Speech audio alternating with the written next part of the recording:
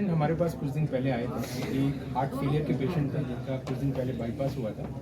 तो heart failure एक ऐसी बीमारी है जिसमें हार्ट काफ़ी वीक हो जाता है और हार्ट बॉडी का लोड नहीं ले पाता, जिसकी वजह से बाकी ऑर्गन्स में ब्लड की सप्लाई की कमी हो जाती है। तो ऐसे पेशेंट को सांस फूलना, थकान होना, बार बार हॉस्पिटल में एडमिट होने की ज़रूरत पड़ती है। तो इसके साथ साथ हमने ये देखा कि इनका जो दिल की धड़कन है वो भी बहुत कम चल रही थी। तो ना ये हार्ट फेलियर के पेशेंट थे, इनका कंडक्शन डिस्टर्बेंस भी ख़राब था, जिसकी वजह से ये पेशेंट यहाँ एडमिट हुए थे। तो फिर हमने कुछ ऐसा डिवाइस का यूज़ किया है इसमें, जिसमें ये ना कि दिल की धड़कन को मेंटेन करेगा, उसके साथ साथ ये हार्ट के पंपिंग को भी इम्प्रूव करने की क्षमता रखता है। और तीसरा इसमें एक ऐसी चीज़ भी है जो डिफिब्रिलेटर होता है, जैसे कभी कभी इस तरह के पेशेंट को सडन डेथ होने की डर रहता है। तो अगर इसमें एक दिल की धड़कन अचानक से तेज हो जाती है तो ये डिवाइस उसको भी सेंस करके उसको भी रिवर्ट करेगा।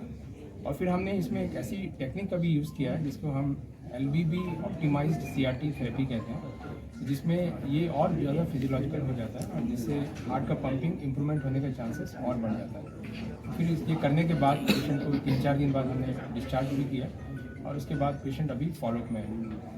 ये ऐसे पेशेंट डिस्चार्ज हो चुके हैं और इनफैक्ट आज ये फॉलोअप में भी आए थे और ये पहले से अच्छे से चल फिर पा रहे हैं। अभी भी हमने इनको दवाइयों में रखा है और आगे चलकर इनको फॉलोअप की ज़रूरत पड़ेगी।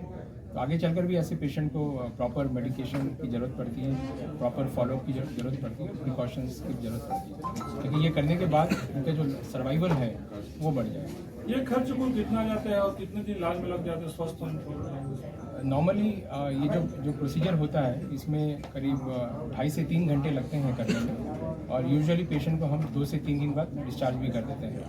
ये क्योंकि एक नई पद्धति है तो इसमें थोड़ा सा खर्चा ज़्यादा होता है, इसमें खर्चा करीब मेरे ख्याल से 5-6 लाख करीब आ जाता है। पहले मैं डॉक्टर गुनियान और डॉक्टर राकेश चंद को बधाई देना चाहता हूँ कि जो मॉडर्न जो टेक्नोलॉजी है वो अभी छत्तीसगढ़ रायपुर में ये लोग इम्प्लीमेंट कर रहे हैं। देखिए, पेसमेकर तो नॉर्मल चीज़ है आज के डेट में, एंजियोप्लास्टी, CABG ये सब लोग हम जानते हैं, लेकिन CRTD जो नया टेक्निक है पेशेंट को एसेस करना आज के डेट में वो बहुत बड़ी ज़रूरत है कि जिस पेशेंट को जो बीमारी है उसको सही तरीके से एसेस करके और उसको साथ टेक्नोलॉजी को एडॉप्शन करके सही ट्रीटमेंट करना।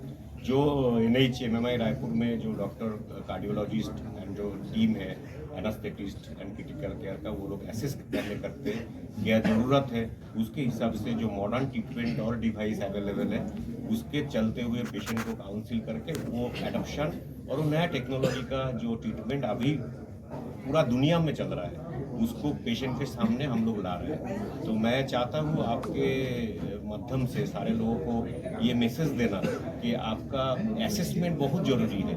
कोई भी ट्रीटमेंट आगे लेने से पहले प्रॉपर